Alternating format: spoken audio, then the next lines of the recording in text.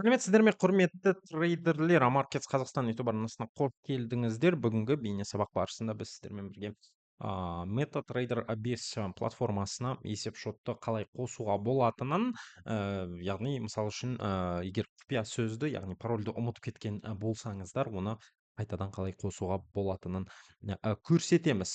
Мысал үшін айтайық, иә, мінекей менде бір есепшот бар, яғни оның нөмірі 411 4560 болса, осы есепшоттың мысал үшін құпия сөзін ұмытып кеттім деп айтайық.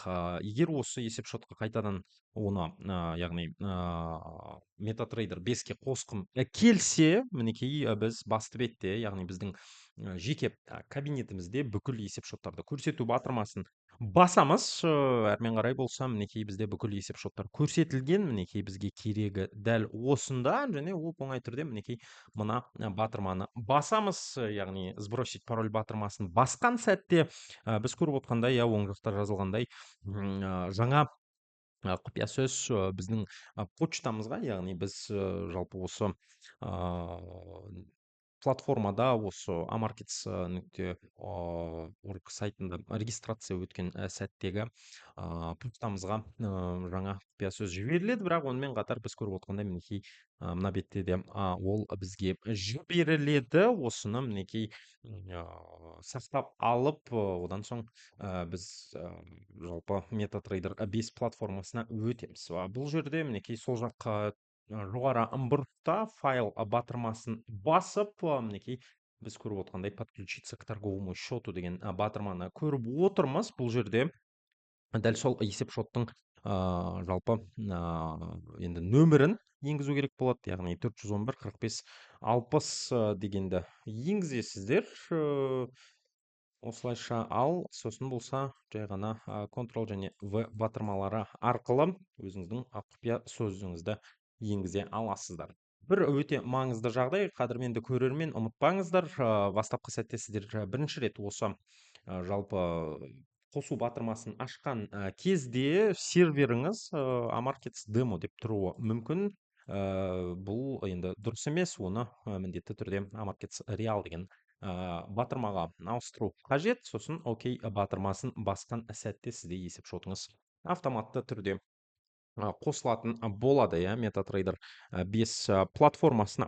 Ал егер сіз ұялы телефон арқылы бұның барлығын жасап жатқан болсаңыздар, ол жақта да мен сіздерге ұялы телефон арқылы жалпы бұл қалай істелінетінін көрсететін боламын. Міндетті түрде біріншіден Amarkets қосымшасын ашу қажет. Ол жерде де жалпы есебімен айтқанда процедура дәл сол баяғыдай, мінекей бүкіл біздің есепшоттарымыз көрініп тұрғанын көріп отырмыз. Мінекей сол баяғы 411 45 60 деген есепшот, оның левериджі 1-нен 1000-ға дейін, және бұл жерде мінекей оң жаққа қаратып тұрған ақ батырманы басасыздар. Және құпия сөзді ресет жасау үшін, яғни жаңа құпия сөзді алу үшін, мінекей біз көріп отырмыз құпия сөз мында жазылған. Біріншіден есепшоттың нөмірін көшіріп алу қажет. Әрмен қарай сіздер MetaTrader 5 қосымшасын телефондарыңызда, ұялы телефондарыңызда ашып, бұл жерде торговый счета батырмасын бассаңыздар, мінекей менде ешбір есепшот қосылмағаны көрініп тұр. Бұл жерде плюс батырмасын басып, және іздеу бөлімінде Amarkets LLC деп жазу қажет. Мінекей Amarkets LLC батырмасы пайда болған сәтте бұл жерде міне көрініп тұр, Amarkets Demo деген серверді реалға ауыстырасыздар. Әсіресе ұялы телефондарда бұл өте маңызды, және логинді былай енгізе аласыздар. Ал құпия сөзді мысал үшін ұмытып кеткен болсаңыздар, қалпына келтіру батырмасын басып, кішкене күте тұрсаңыздар, мінекей X-ті басып жіберіп кішкене күте тұратын болсаңыздар, ол автоматты түрде өзіңіздің телефоныңызға көшірілетін болады. Яғни мінекей құпия сөзді енгізу батырмасын басып, әрмен қарай жай ғана кіру батырмасын басып, сіздер өздеріңіздің есепшоттарыңызды енгіздіңіздер деген сөз. Мінекей менде көрініп тұр дәл қазір 411 45 60. Яғни Markets қосымшасында жай ғана қалпына келтіру батырмасын басасыздар. Сосын оң жаққа жоғары бұрышта X батырмасын басқан сәтте ол автоматты түрде сіздің ұялы телефоныңызға көшіріледі деген сөз. Әрмен қарай болса MetaTrader 5 қосымшасын ашып баптау батырмасы арқылы оны сіздер қоса аласыздар. Егер жаңа есепшотты қосқыңыз келетін болса, дәл сондай процедура, бірақ ең бастысы ұмытпаңыздар, бұл жерде Markets Demo деп тұрады басында, және оны Markets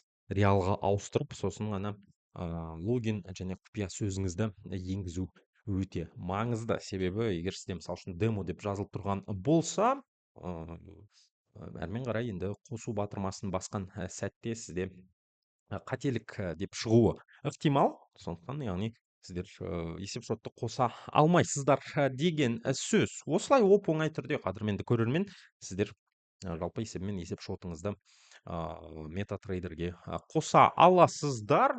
Және осымен бүгінгі біздің кішігірім бейне сабақта өз мәресіне жетіп жатыр. Назарларыңыз үшін үлкен рахмет. Егер Форекс нарығында болып жатқан жаңалықтарды жіберіп алмаймын дейтін болсаңыздар, міндетті түрде біздің Telegram және Instagram парақшаларымызға жазылып кетуді ұмытпаңыздар. Онымен қатар біздің YouTube арнамызға жазылып хабарламаларды қосып алуды ұмытпаңыздар. Қадірменді көрермен, қолдауларыңыз үшін үлкен рахмет. Келесі кездескенше сау болыңыздар.